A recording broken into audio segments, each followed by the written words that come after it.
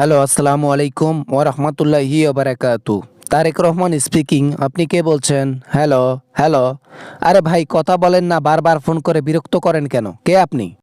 ভাই না ওয়ালাইকুম আসসালাম ওয়া রাহমাতুল্লাহি ওয়া বারাকাতু। বাবা, ভাই না, আমি তোমার আন্টি হই, আন্টি শেখ হাসিনা বলতেছিলাম, আমি দিল্লি থেকে। স্বৈরাচার আমার নাম্বার কোথা থেকে পাইলো? স্বৈরাচার আবার আমাকে কেন ফোন করতেছে? আমি তো বুঝতেছি না। সে কেন ফোন করবে আমার কাছে? তার সাথে আমার কোনো কথা নাই। বাবা রাগ কইরো না, বাবা রাগ কইরো না, দয়া করো বাবা, দয়া করো। সামনে নির্বাচন, আমি বাংলাদেশের কথা বলছি না, ইন্ডিয়ার কথা বলতেছি। কি হবে আমার বাবা? বাংলাদেশে নির্বাচন সেটার চিন্তায় বাঁচি না, আবার ইন্ডিয়াতে নির্বাচন সেটা আমাকে জানাইয়া আমি কি করব?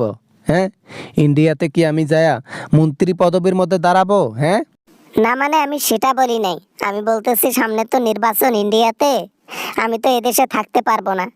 তাই বলি কি, আমাকে নির্বাচনে যোগদান দিতে না দাও নাই, দেশে অন্তত আশ্রয়টা দাও।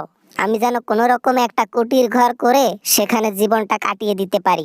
মনে মনে এটাই ভাবতেছিলাম যে আশ্রয়ের জন্য মনে হয় ফোন করছে। আমার ধারণাটা সত্যি হলো।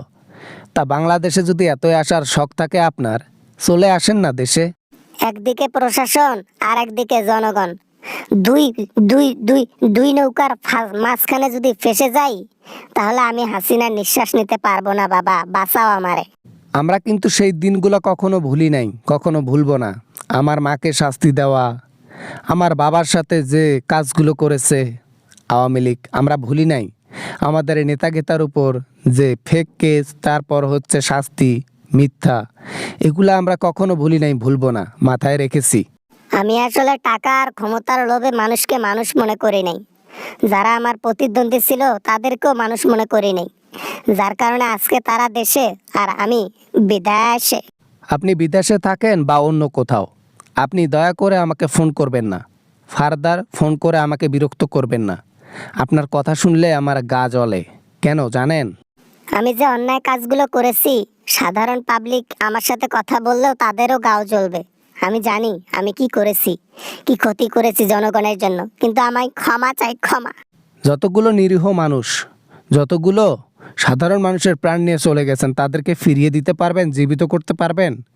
পারবেন না। তাহলে আপনারও ক্ষমা কখনো হবে না। অনেক আশা নিয়ে ফোন করছিলাম যে আমাকে একটু আশ্রয় দিবা থাকতে, কিন্তু সেটা আর কপালে আমার জুটলো না। এই মনে হয় দিন শেষ। ইন্ডিয়াতে নির্বাচন হলে, মোদি ঠকলে আমার দিন শেষ। দিন যাবে, আরও খারাপ পজিশন হবে, দেখতে থাকো। তোমার অবস্থা এমন হবে, একটা ফকিরেনি মনে হয় ভালো আছে তার নিজের বাড়িতে, কিন্তু তুমি কখনো ভালো থাকতে পারবা না। Good bye.